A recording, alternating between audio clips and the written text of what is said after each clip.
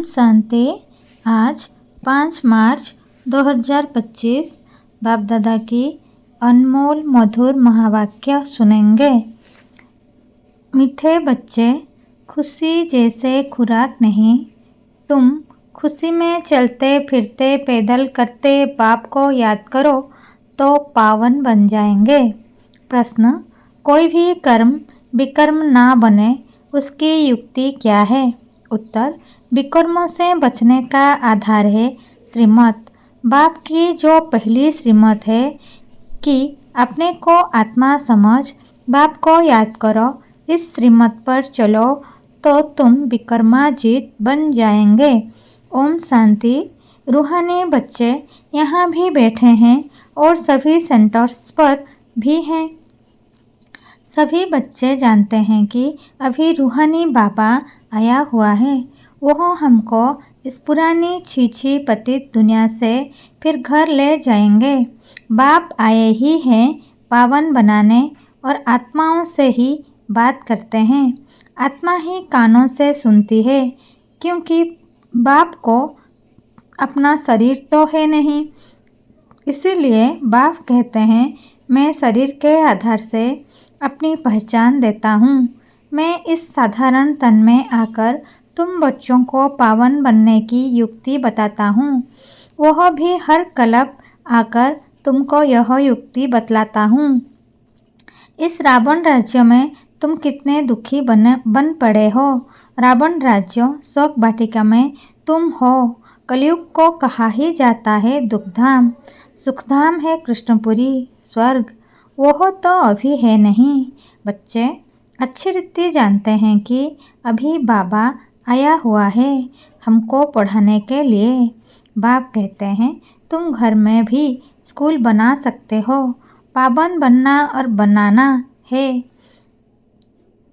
तुम पावन बनेंगे तो फिर दुनिया भी पावन बनेगी। अभी तो यह भ्रष्टाचारी पतित दुनिया है। अभी है रावण की राजधानी। इन बातों को जो अच्छी रीति समझते हैं वह फिर औरों को भी समझाते हैं। बाप तो सिर्फ कहते हैं, बच्चे अपने को आत्मा समझ मुझ बाप को याद करो। औरों को भी ऐसे समझाओ। बाप आया हुआ है, कहते हैं मुझे याद करो तो तुम पावन बन जाएंगे। कोई भी आसुरी कर्म नहीं करो। माया तुमसे जो अच्छी कर्म कराएगी वह कर्म जरूर विकर्म बनेगा।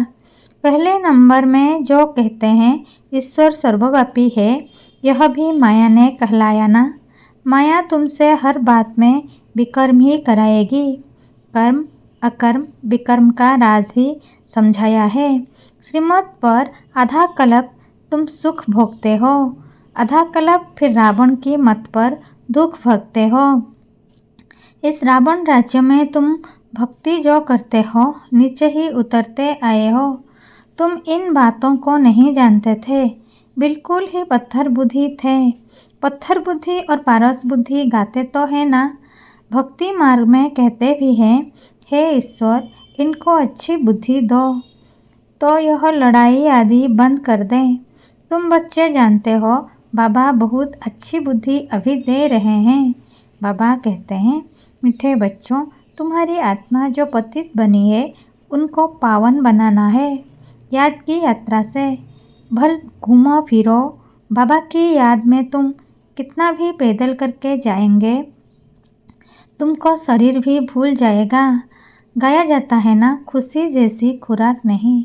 मनुष्य धन कमाने के लिए कितना दूर दूर खुशी से जाते हैं। यहाँ तुम कितने धनवान संपत्तिवान बनते हो। बाप कहते हैं, मैं कल्प कल्प आकर तुम आत्माओं को अपना परिचय देता हूँ। इस समय सभी पतित हैं जो बुलाते रहते हैं कि पावन बनाने लिए आओ। आत्मा ही बाप को बुलाती है। रावण राज्य में शोक वाटिका में सभी दुखी हैं। रावण राज्य सारी दुनिया में है। इस समय है ही तमो प्रधान सृष्टि।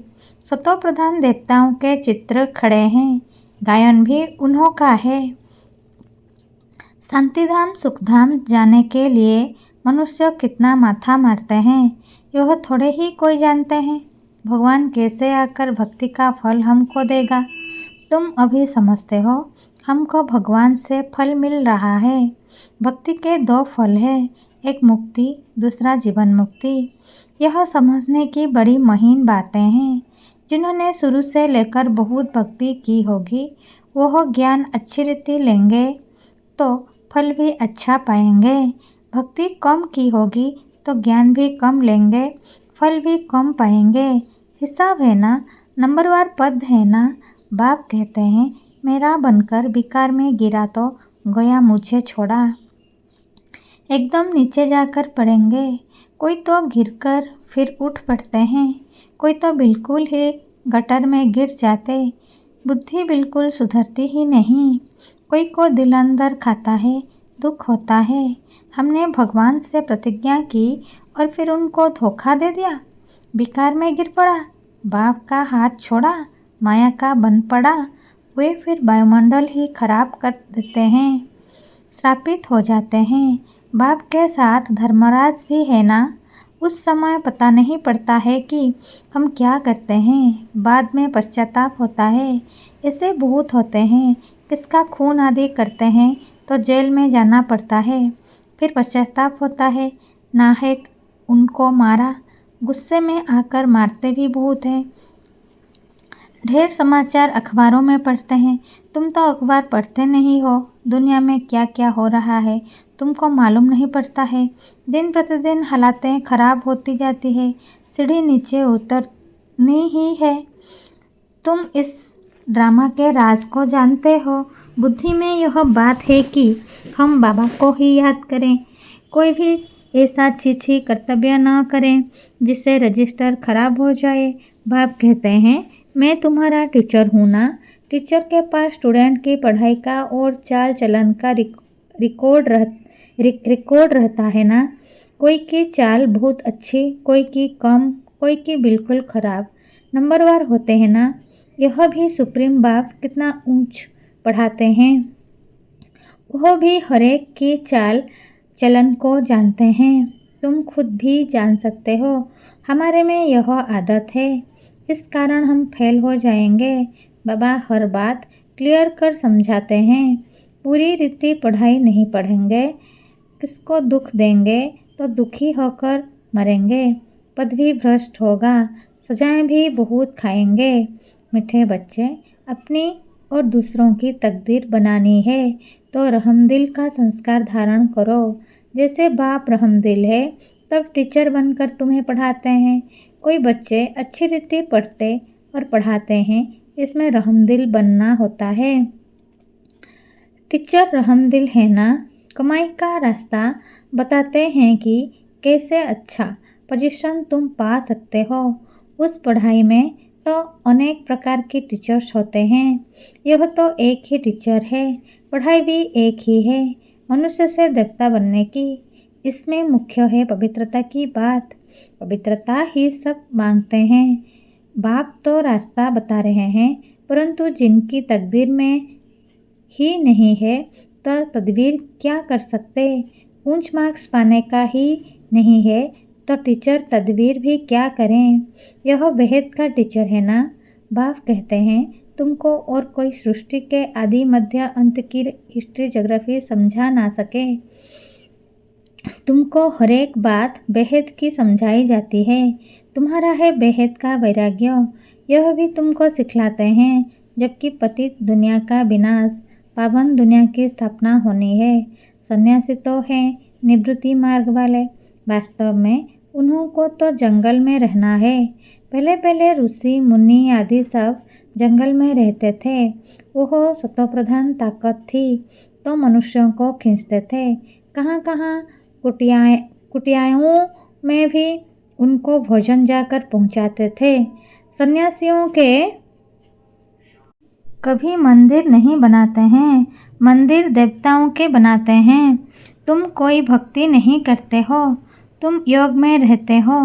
उनका तो ज्ञान ही है ब्रह्म तत्व को याद करने का, बस ब्रह्म में लीन हो जाएं। परंतु सिवाय बाप के वहाँ तो कोई ले जा ना सके। बाप आते ही हैं संगम युग पर। आकर के देवी देवता धर्म की स्थापना करते हैं।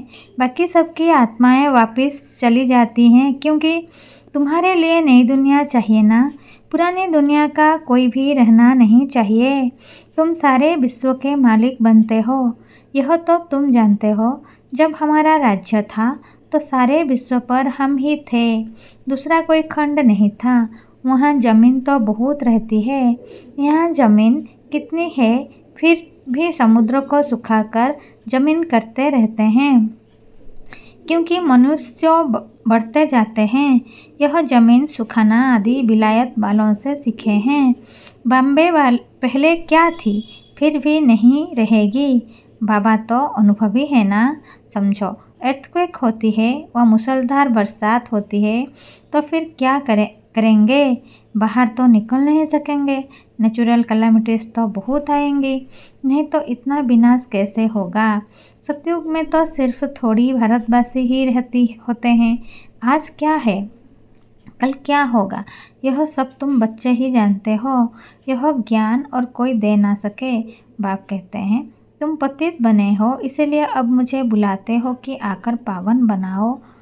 तो जरूर आएंगे, तब तो पावन दुनिया स्थापन होगी ना। तुम बच्चे जानते हो बाबा आया हुआ है। युक्ति कितनी अच्छी बतलाते हैं। भगवान वाच मन मनाभव, देह सहित देह के सभी संबंधों को तोड़ ममे कम याद करो। इसमें ही मेहनत है। ज्ञान तो बहुत सहज है, छोटा बच्चा भी झट याद कर लेगा। बाकी अपने को आत्मा समझ और बाप को याद करे, वो इम्पॉसिबल है। बड़ों की बुद्धि में ही नहीं ठहर सकता, तो छोटे फिर कैसे याद कर सकेंगे। भल शिव बाबा कहे भी, परंतु है तो बेसमझ ना। हम भी बिंदी है, बाबा भी बिंदी है, यह श्रुति में आना मुश्किल लगता है। यही यथार्थ रीति याद करना है, मोटी चीज़ तो है नहीं।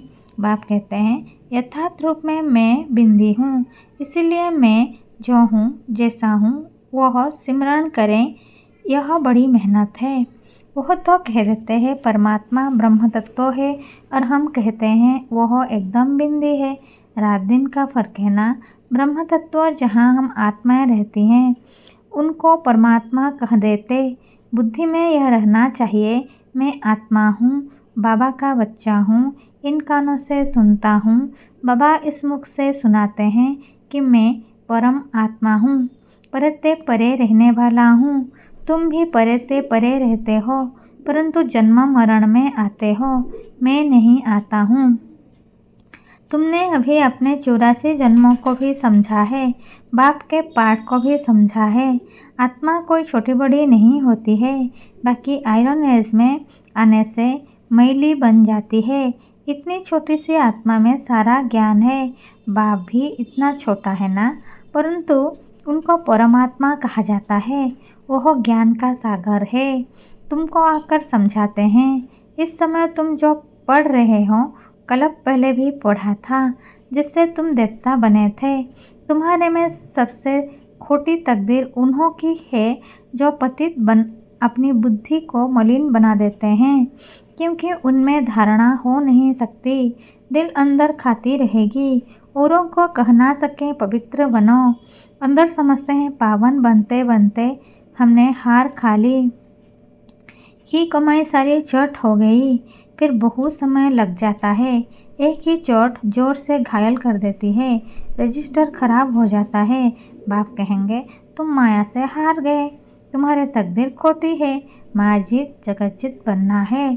जगतजीत महाराजा महारानी को ही कहा जाता है, प्रजा को थोड़े ही कहेंगे। अभी देवी स्वर्ग की स्थापना हो रही है। अपने लिए जो करेगा सो पाएगा। जितना पावन बन औरों को बनाएंगे, बहुत दान करने वाले को फल भी तो मिलता है ना। दान करने वाले का नाम ही भी होता है। दूसरे जन्म में अल्पकाल का सुख पाते हैं। यहाँ तो 21 जन्म की बात है। पावन दुनिया का मालिक बनना है। जो पावन बने थे वही बनेंगे। चलते चलते माया चमाट मार एकदम गिरा देती है। माया भी कम दुश्मन नहीं है। 8-10 वर्ष पवित्र रहा पवित्रता पर झगड़ा हुआ, दूसरों को भी गिरने से बचाया और फिर खुद गिर पड़ा। तकदीर कहेंगे ना, बाप का बनकर फिर माया का बन जाते हैं तो दुश्मन हो गया ना। खुदा दस्त की भी एक कहानी है ना। बाप आकर बच्चों को प्यार करते हैं, साक्षात्कार कराते हैं, बिगौर कोई भक्ति करने के भी साक्षात्कार होता है तो दोस्त बनाया ना। कितने साक्षात्कार होते थे, फिर जादू समझ हंगामा करने लगे तो बंद कर दिया। फिर पिछाड़ी में तुम बहुत साक्षात्कार करते रहेंगे। आगे कितना मज़ा होता था, वो देखते देखते भी कितने कट हो गए। भट्टी से कोई ईंट पक कर निकली, कोई कुछ कच्ची रह गई, कोई तो एकदम टूट पड़े। कितने चले गए, अभी वह लखपति करोड़पति बन गए हैं। समझते हैं हम तो स्वर्ग में बैठे हैं। अब स्वर्ग यहाँ कैसे हो सकता है? स्वर्ग तो होता ही है नई दुनिया में। अच्छा, मीठे मीठे सिखले थे बच्चों प्रति माता पिता बाप दादा का याद प्यार और गुड मॉर्निंग। रूहानी बाप की रूहानी बच्चों को नमस्ते। हम रूहानी बच्चों की रूहानी माता पिता बाप दादा को याद प्यार गुड मॉर्निंग और नमस्ते नमस्ते नमस्ते। धारणा के लिए मुख्य सार। नंबर 1, अपनी ऊंची तकदीर बनाने के लिए रहमदिल बन पढ़ना और पढ़ाना है। कभी भी किसी आदत के बस हो अपना रजिस्टर खराब नहीं करना है। नंबर 2, मनुष्यों से देवता बनने के लिए मुख्य है पवित्रता। इसलिए कभी भी पतित बन अपनी बुद्धि को मलिन नहीं करना है। ऐसा कर्म ना हो जो दिल अंदर खाती रहे, पश्चाताप करना पड़े। वरदान। बीज रूप स्थिति द्वारा सारे विश्व को लाइट का पानी देने वाले विश्व कल्याणकारी भवो। बीज रूप स्थिति द्वारा सारे विश्व को लाइट का पानी देने वाले विश्व कल्याणकारी भवो। भावार्थ। बीज रूप स्टेज सबसे पावरफुल स्टेज है। यही स्टेज लाइट हाउस का कार्य करती है। इससे सारे विश्व में लाइट फैलाने के निमित्त बनते हो। जैसे बीज द्वारा स्वतः ही सारे वृक्षों को पानी मिल जाता है, ऐसे जब बीज रूप स्टेज पर स्थित रहते हो तो विश्व को लाइट का पानी मिलता है। लेकिन सारे विश्व तक अपनी लाइट फैलाने के लिए विश्व कल्याणकारी की पावरफुल स्टेज चाहिए। इसके लिए लाइट हाउस बनो न कि बल्ब। हर संकल्प में श्रुति रहे कि सारे विश्व का कल्याण हो। स्लोगन। एडजस्ट होने की शक्ति नाजुक समय पर पास विद ऑनर बना देगी। अव्यक्त इशारे। सत्यता और सभ्यता रूपी कल्चर को अपनाओ। परमात्मा प्रत्यक्षता का आधार सत्यता है। सत्यता से ही प्रत्यक्षता होगी। एक स्वयं के स्थिति की सत्यता, दूसरी सेवा की सत्यता। सत्यता का आधार है स्वच्छता और निर्भयता। इन दोनों धारणाओं के आधार से सत्यता द्वारा परमात्मा प्रत्यक्षता के निमित्त बनो। किसी भी प्रकार की अस्वच्छता अर्थात जरा भी सच्चाई सफाई की कमी है तो कर्तव्य की सिद्धि नहीं हो सकती। ओम शांति।